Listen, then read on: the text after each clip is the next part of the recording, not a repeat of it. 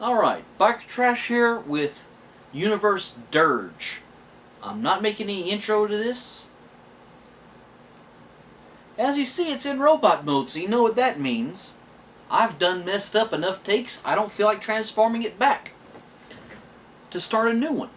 So, just gonna zoom in on it right quick here, show some close-ups. This guy, as much as I didn't like the colors of him in package, I got him just because of what he is, the Voyager Cybertron Starscream mold.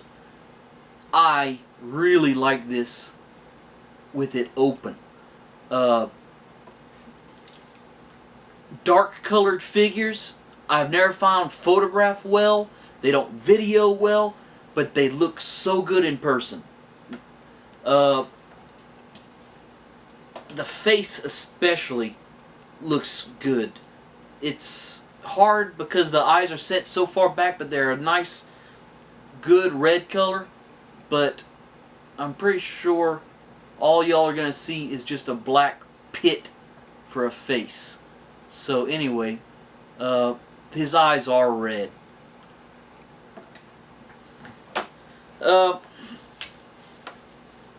As much as I wish I could have gotten the Ramjet version, not Ramjet, Thrust, that colored version that was sold with Vector Prime in Cybertron, Toys R Us exclusive, this I feel is a good substitute. The Dirge name really hasn't been used much. I was looking on TFU, and besides the BotCon exclusive Thrust, which was based off the Classics mold, the original Classics, this right here, and something from Beast Wars, Neo from Japan, were the only uses of the name besides the G1 figures. So all the Thundercrackers and Sky Warps and everything, this is only the second Dirge released in America, not including, like I said, the BotCon exclusive, which almost doesn't count. If you tell me that they were going to make a brown and blue Transformer, I'd say, ugh, but this does look good. Like I said, until I got it out of package and actually looked at it, I didn't think I was going to be that impressed. He does have a handgun. Very sensitive trigger on the handgun. But the large version, the Supreme Starscream, does not include it at all. So it's nice to have that. Also, this one has two swords instead of the sword in this arm and the null ray cannon on this arm, which I really didn't like on the large one either. One neat thing is the way it deploys, where on the large version, each arm had its own trigger up here near the shoulder. This one right here, where the Cyber Planet keys stored on the large one, that is the trigger for both of the swords. I had to take the chest on this one apart to fix the head. It was loose and kind of flopping around. And after seeing the mechanism that they used to make it do that on both arms, from just one point in the back, it's very simple, and I never would have thought of it. Well, maybe, but it's a lot simpler than I thought it would be. Posability in the upper body is this guy's major weak point. You can take at the shoulder and kind of tilt it up and down like that, rotate it to 360 degrees, but there is no rotation anywhere in the arm as far as rotating the wrist goes. It can go down straight.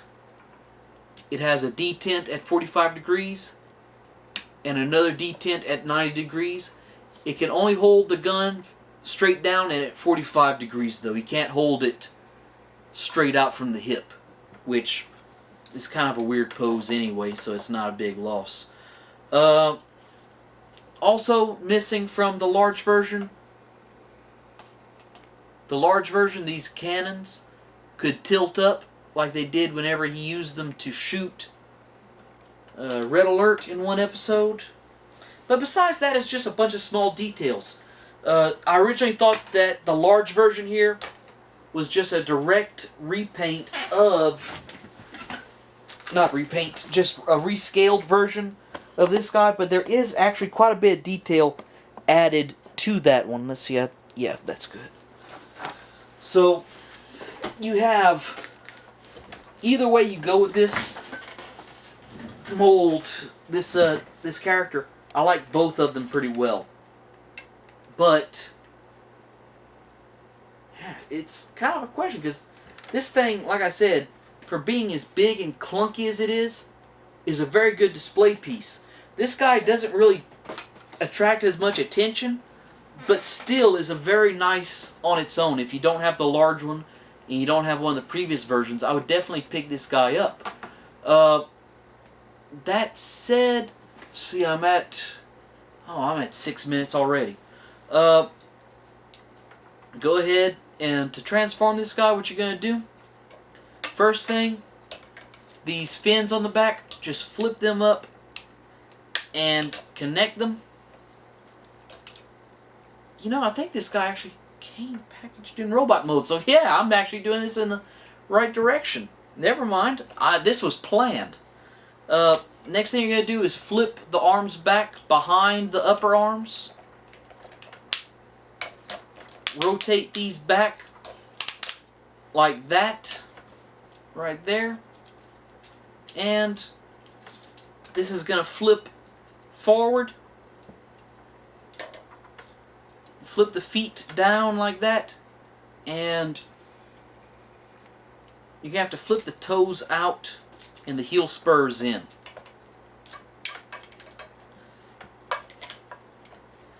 Okay. So anyway, once you get that, it does take a little bit of fiddling to get the legs underneath the jet, right there. It helps if rather than having them just flat like that, kind of just tilt it up one click. That'll let you clear this this front piece right here a little bit easier. You'll go down underneath it.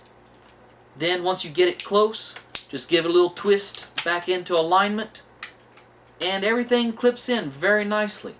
The gun clips on between the legs on the bottom right there. You can only kind of see the ring right there because everything's black. But anyway, that's it. That is the transformation to alt mode. And of course the gimmick still works exactly the same. Like, if my hand's not in the way of it. So you get both of them. And one thing I'd like to say is I almost wish the blades of the swords are a smoked plastic look. You can see through them, but they're very dark. In fact, on the packaging, it looks like they're just black. That goes for the canopy and the missile also.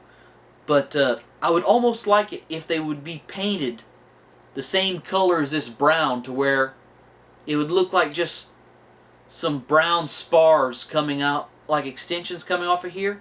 And I think that would look very good. Y'all can disagree with me if y'all feel differently, but I think that would look very good on this figure.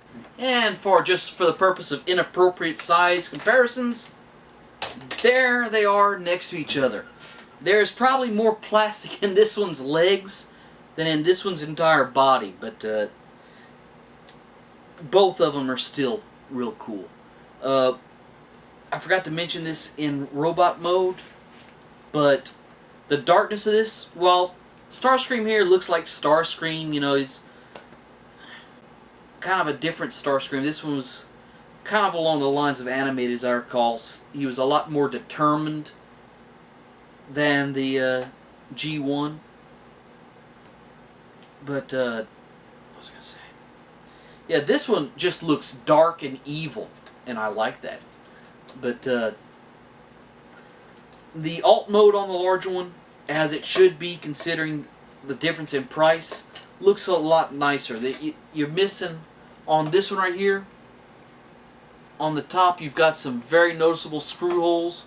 I don't know why they didn't put the screw holes on the bottom of the figure, because the bottom of the figure is all nice and smooth and everything. The top, screw holes. Let's see here. This one, like I said, is all nice and prettified. And also, like I was talking about, the cannons rotating, that's them right there, in case you didn't watch when I reviewed this guy. One big bonus to this one right here, the small one, takes up a lot less room in the collection than this behemoth. So, anyway, I haven't scored this guy. This guy's going to go ahead and get an 8 out of 10, just because I really like him. So, y'all have a good day.